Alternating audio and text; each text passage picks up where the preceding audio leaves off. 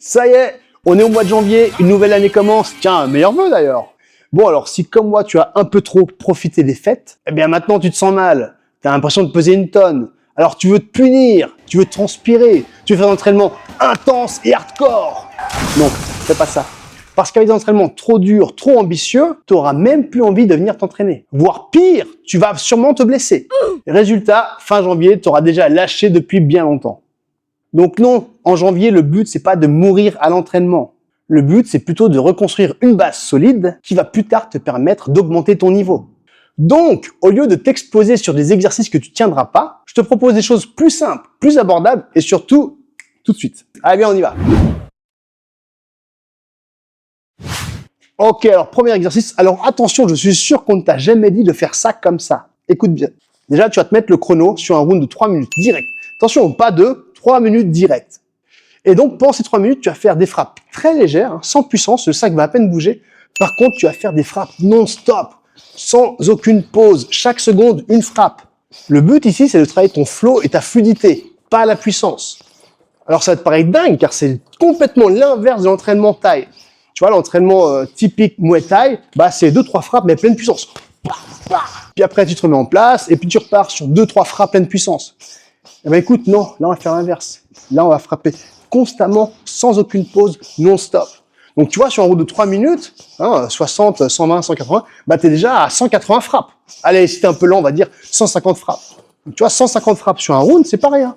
Car tu frappes, tu bouges, tu varies les zones de frappe, les angles, tes distances. Tu travailles aussi un cardio à basse intensité. Alors, ça a l'air facile comme ça. Mais vu que tu frappes constamment, tu dois être très précis sur tes déplacements, sur ton économie de mouvement, sur ta fluidité d'enchaînement. Tu vois, typique, pour enchaînement genou-middle, si tu vas faire un genou, puis 3 pas, puis un middle, eh ben t'es lent. Tu n'arrives pas à enchaîner. Alors qu'au contraire, si tu es habitué au contraire, ben là, tu vas être beaucoup plus efficace. Et ça, plus tard, quand ton cardio va s'améliorer, tu vas pouvoir te permettre de faire la même chose, mais avec beaucoup plus de puissance, d'intensité et surtout plus facilement. Parce que tu auras déjà les bases de quelle licence te mettre pour faire quel coup. Et donc, si tu peux pas tenir 3 minutes comme ça, tu as trouvé un vrai problème que tu savais même pas que tu avais avant. Et voilà, bah merci coach Genki. Donc, tu sais ce qu'il te reste à faire, hein. À toi de jouer, teste, hein. C'est parti. 3 minutes, des frappes constantes, tu t'arrêtes pas.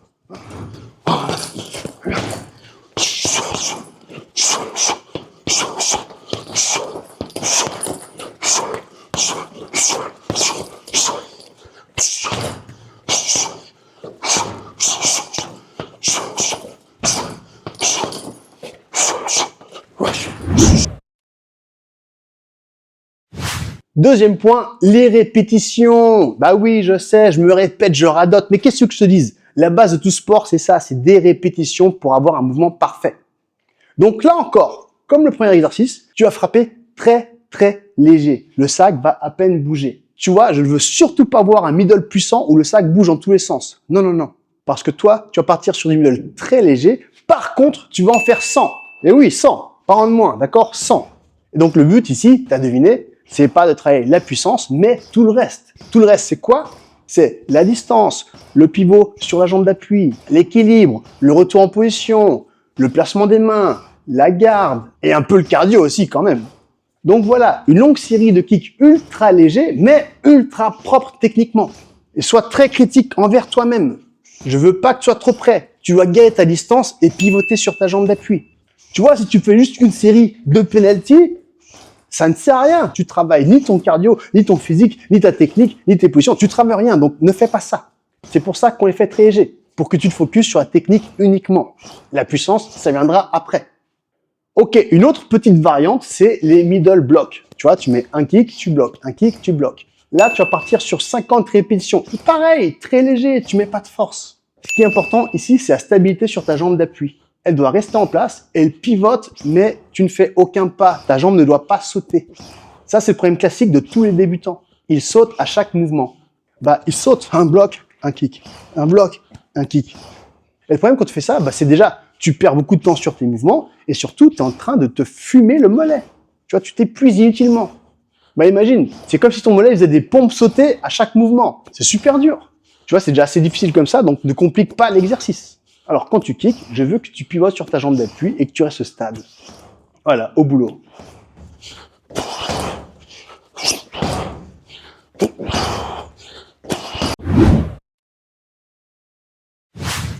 Troisième chose à faire ce mois de janvier, le clinch, le PAM, le corps à corps, appelle ça comme tu veux, c'est pareil. Bon, alors j'ai pas de partenaire pour te montrer, mais c'est pas grave parce que c'est un point très simple. Ce que tu as à faire, c'est partir sur les rounds de clinch. Alors, tu dis rien à tes partenaires, hein, ils ont pas besoin de le savoir. C'est un truc à toi à travailler dans ta tête. Tu pars sur les rounds de clinch, mais tu vas te concentrer que sur les bras. Interdiction de mettre des genoux. Tu vois, en janvier, oublie les genoux.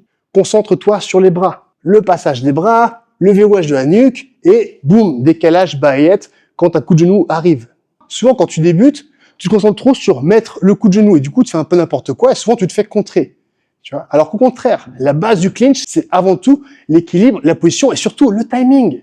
Donc, tu vois, au lieu de te concentrer sur l'offense, c'est toi qui vas rester en défense, avoir tes bras au bon endroit et tu vas pouvoir te concentrer à, quand le genou arrive, quel genou arrive, de quel côté, quel baillage faire et boum, et c'est toi qui vas commencer à les mettre par terre.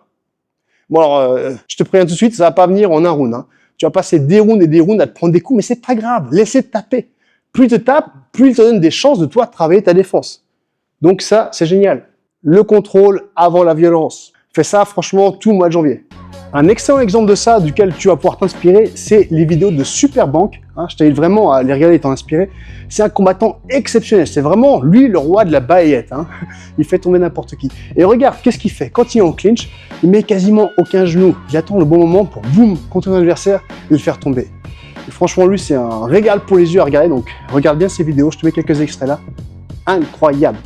Et lui, il le fait au top du top taille. Donc je pense que toi, tu pourrais certainement y arriver à faire ça sur des mecs dans ton gym. Ça peut être toi si tu travailles comme il faut.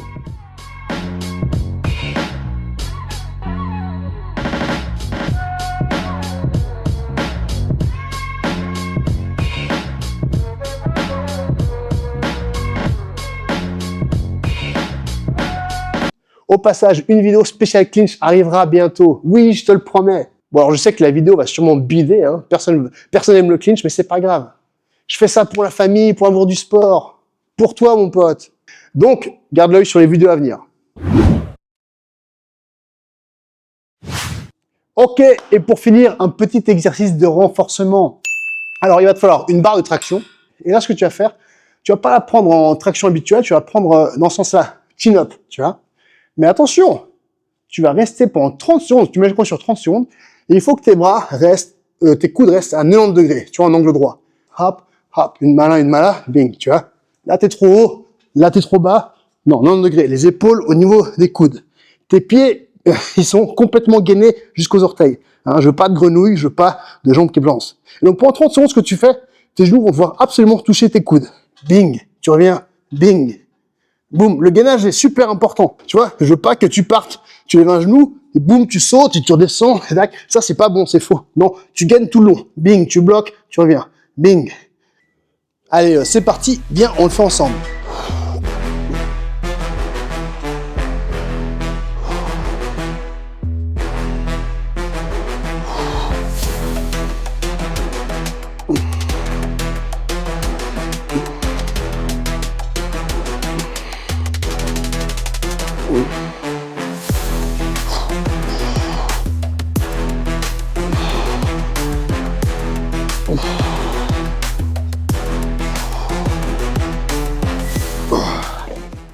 Bon, alors, je te préviens, cet exercice est quand même ultra difficile.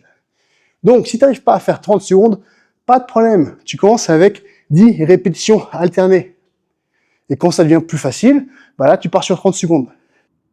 Et donc, pourquoi on fait cet exercice? Eh ben déjà, tu as bien compris que le clinch, ça ressemble beaucoup à ça. Hein. Tu vas t'habituer à garder une tension au niveau de tes bras et tes épaules. Hop, et après, c'est beaucoup facile de tirer ton adversaire à gauche ou à droite. Deuxième point super important, tu travailles tes abducteurs hein, pour le blocage. Si on revient sur les bras, ouais, il y a le côté clinch, mais aussi le côté quand tu es en garde. Quand les coups arrivent et que tu vas justement te fermer, renforcer, tu veux pas être fermé avec une garde légère. Au contraire, tu veux verrouiller tes épaules, bam, gaz avant-bras en place, et tac, tu bloques tout. Bing, en plus, tu peux cumuler avec les genoux qui se lèvent. C'est parfait. Et en plus, ça te fait un super six-pack. Donc voilà, tu me remercieras cet été quand tu iras sur la plage. Grâce à ça. Mieux que 200 crunch. Tout est mieux que 200 crunch de toute façon. Mais sérieusement, c'est un exercice excellent. Fais-le souvent, fais-le autant de fois que possible. Hein. Moi, je te conseille de commencer par 3 sets de 30 secondes. Tu peux récupérer autant de temps que tu veux entre les sets, c'est pas grave. Fais-le lentement, sans te balancer, sans tricher. C'est assez difficile, mais ça paye vite en résultat.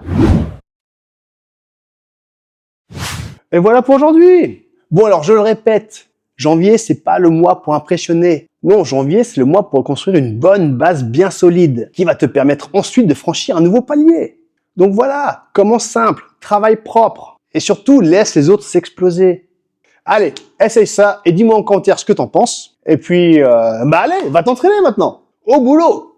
Fais-moi fondre ces chocolats de Noël.